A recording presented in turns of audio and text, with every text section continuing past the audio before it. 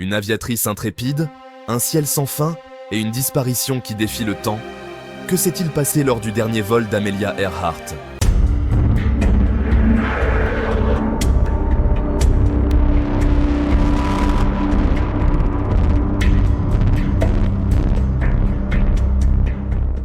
Amelia Earhart, figure emblématique de l'aviation, était bien plus qu'une pilote. Première femme à traverser l'Atlantique en solo, elle repoussait constamment les limites de l'aviation et de la société de son temps. En 1937, elle entreprend ce qui deviendra son dernier défi, un tour du monde en avion, visant à réaliser l'un des exploits les plus audacieux de l'histoire de l'aviation. Mais le 2 juillet, quelque part au-dessus du Pacifique, Amelia disparaît, et aucun signe de son appareil, un Lockheed Electra 10E, n'a été retrouvé depuis.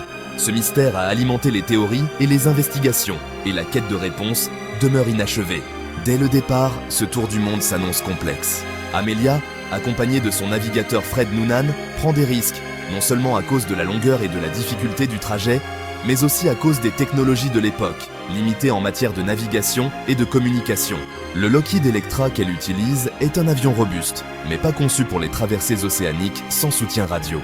Malgré ces défis, elle reste déterminée. Son départ marque un moment fort pour le monde de l'aviation et suscite une grande attention médiatique. Le 1er juin 1937, Amelia et Noonan décollent de Miami, en Floride, entamant la première étape d'un voyage de plus de 47 000 km. Le trajet les mène à travers l'Amérique du Sud, l'Afrique, l'Inde et le Sud-Est asiatique avant d'atteindre Lae, en Nouvelle-Guinée, le 29 juin 1937. À ce stade, ils ont déjà parcouru 35 000 km, mais le plus difficile reste à venir. Leur prochaine destination est l'île de Howland, une petite île isolée dans le Pacifique, choisie comme escale en raison de sa position stratégique pour la dernière partie du voyage vers Hawaï. Le 2 juillet 1937, Earhart et Noonan prennent leur envol depuis Lae.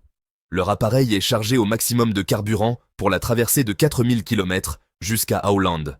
Sur le trajet, ils dépendent de leurs compétences en navigation et de la radio pour maintenir le contact avec le navire USS Itasca, chargé de les guider vers l'île. Mais des problèmes de communication surviennent. Malgré plusieurs messages reçus et envoyés, l'Itasca ne parvient pas à capter clairement la position d'Amelia, et l'avion finit par disparaître des ondes. Dans son dernier message, Amelia déclare qu'il vole sur la ligne 157-337, suggérant qu'ils cherchent la position de l'île de Howland, mais qu'ils ne parviennent pas à la localiser. Après cela, plus aucun signal. Le choc de la disparition d'Earhart est immédiat et international. L'aviation américaine et le gouvernement lancent l'une des plus vastes opérations de recherche jamais organisées à l'époque. Pendant des jours, des navires et des avions de reconnaissance patrouillent la région du Pacifique, espérant apercevoir des débris ou des signaux de l'appareil.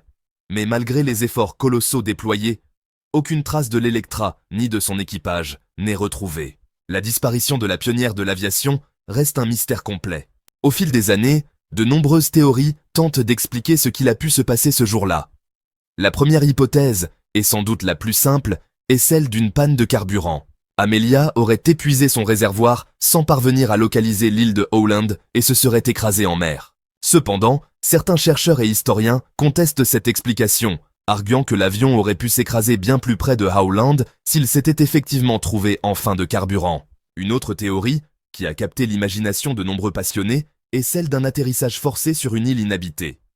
Selon cette hypothèse, Amelia aurait dérivé vers l'atoll de Nikumaroro, une île isolée située à quelques centaines de kilomètres de Howland. Des recherches archéologiques ont été menées sur cet atoll, où des fragments d'ossements humains et des objets de l'époque ont été découverts. Certains pensent que ces indices pourraient appartenir à Earhart et Noonan. Toutefois, les résultats d'analyse ADN restent non concluants, et aucun élément définitif ne vient prouver cette hypothèse. Des théories plus spéculatives émergent également. Certaines avancent l'idée d'une capture par les Japonais, qui auraient intercepté l'avion près des îles Marshall. Selon cette version, Amelia et Noonan auraient été faits prisonniers, et leur sort aurait été dissimulé pour des raisons politiques.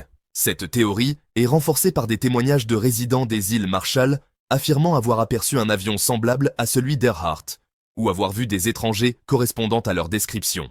Bien qu'intrigante, cette théorie n'a jamais pu être corroborée par des preuves solides. La légende de la disparition d'Amelia Earhart continue de hanter les chercheurs et le grand public. Des expéditions modernes, menées par des organisations comme le groupe TIJAR The International Group for Historic Aircraft Recovery ont régulièrement tenté de retrouver des traces de son avion, en explorant notamment l'atoll de Nikumaroro. À ce jour, chaque expédition renforce le mystère. Des fragments d'avions, des pièces métalliques et des objets personnels anciens sont parfois retrouvés, mais aucune preuve irréfutable ne permet de confirmer le lien avec Earhart. Au-delà de la fascination pour le mystère de sa disparition, Amelia Earhart demeure une figure d'inspiration. Elle a non seulement ouvert la voie à de nombreuses femmes dans le domaine de l'aviation, mais elle a également redéfini les limites de ce que les femmes pouvaient accomplir à une époque où elles étaient souvent confinées dans des rôles traditionnels. Pourtant, le monde ne se lasse pas de chercher à percer les secrets de son ultime voyage. La possibilité que l'épave de son avion repose quelque part dans les profondeurs du Pacifique, intacte et cachée aux yeux du monde, continue de nourrir l'espoir et les recherches. Certains affirment que la résolution de ce mystère est à portée de main, tandis que d'autres pensent que les éléments essentiels se sont perdus avec le temps. Si cette histoire vous intrigue, abonnez-vous à Dossier Noir. Ensemble, explorons les mystères et les histoires captivantes qui résistent encore aux réponses définitives.